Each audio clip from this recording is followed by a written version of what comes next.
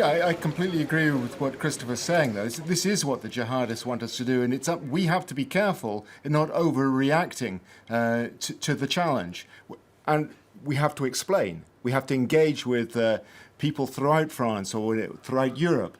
And remember, too, that Europe has faced these sort of challenges in the past before. Sure, the violence is terrible now, but Europe has been through similar periods of violence before as well. And I found online today from an organization called Datagraver, which has been looking at peaks of terrorist violence since the 1970s to the 1920s. I don't know whether you can, to the where we are now, to 2016. I don't know whether you can make that out or not. But basically what it's showing is in the 1970s here, the number of people killed by terrorist violence and the number of terrorist attacks was actually considerably higher than the levels of people killed and the number of attacks we're seeing today. There's been a spike since the end of the 1990s, but actually the levels faced through attacks from Basque terrorist organization ETA, the Red Army faction in Italy, and the IRA in Ireland, put together amounted to a more concerted attack on Europe than we're facing now.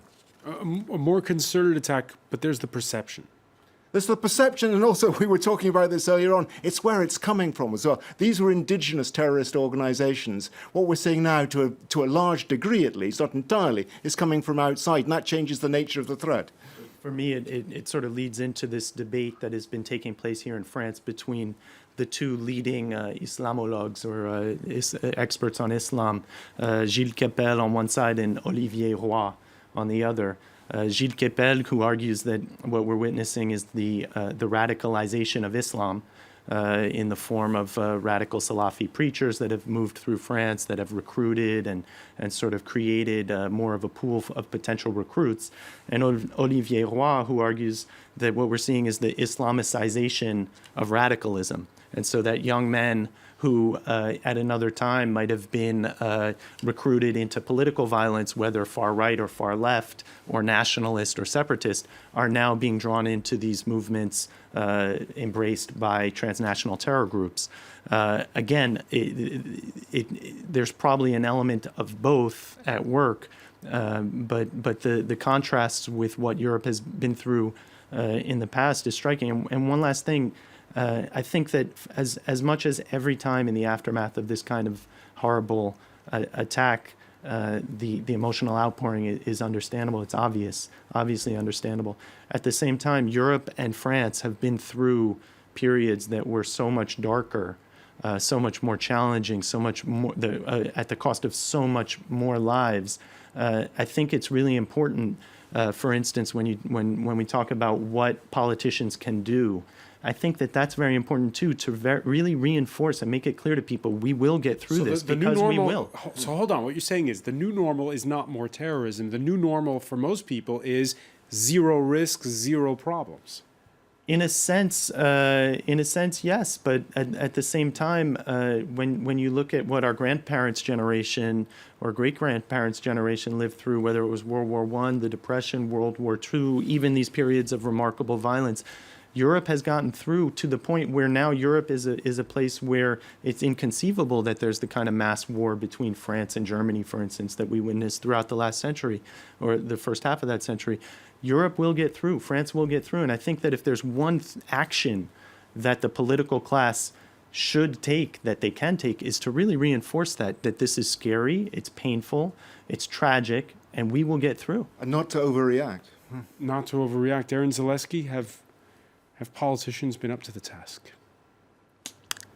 I think as we're going to need a little bit more time to tell. I mean, again, I think, as was mentioned earlier, Francois Hollande is speaking as though he knows what this is and he has it under control. That's what politicians should do.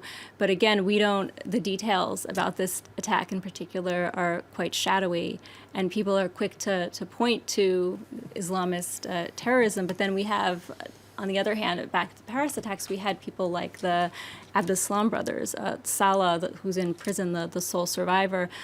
From what everyone says, this guy was not this hardcore Islamist at all. He was this loser guy who was sort of disenfranchised. He ran a bar with his brother. He smoked a lot of pot.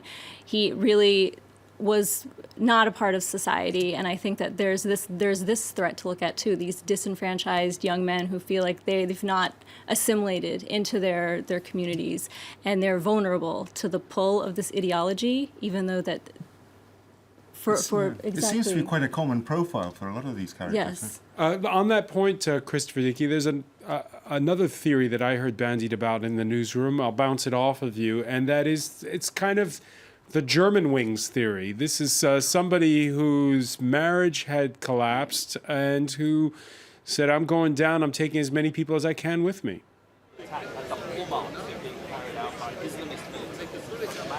Yes, well, I think that's possible with this guy. There's always this attempt to categorize terrorists as if they must be in. Look at the Orlando shooting, for instance. This guy must be a frustrated homosexual, or he's really a jihadist, or it's not necessarily one or the other. It's a combination of factors. It's a poisonous mix inside a person's personality that can make them cross that threshold where they take the decision to commit mass murder. And I think it's not actually helpful to try and categorize these people in those kinds of simplistic terms. But just to take up something we were talking about earlier, when you're talking about the terrorism of the 70s and the 80s and even the 90s, the first part of the 90s, it was different. Why? Because there was someone that you could negotiate with. When you were talking about state sponsors of terrorism, whether they were Saddam Hussein or Hafez al-Assad or Yasser Arafat or any of these people, you could negotiate with them. There were political objectives that they wanted. They had political constituencies. That's not the case with ISIS. That's not the case with Al-Qaeda. These are millennial apocalyptic groups, and that's one of the things that makes them so scary. You can't come to an agreement with them. You can peel away some of their supporters. You can take them away from some of the masses that might give them tacit backing, but at the end of the day, you just got to kill the bastards, and that's what's going to be a hard job, but that's what's going to have to take place.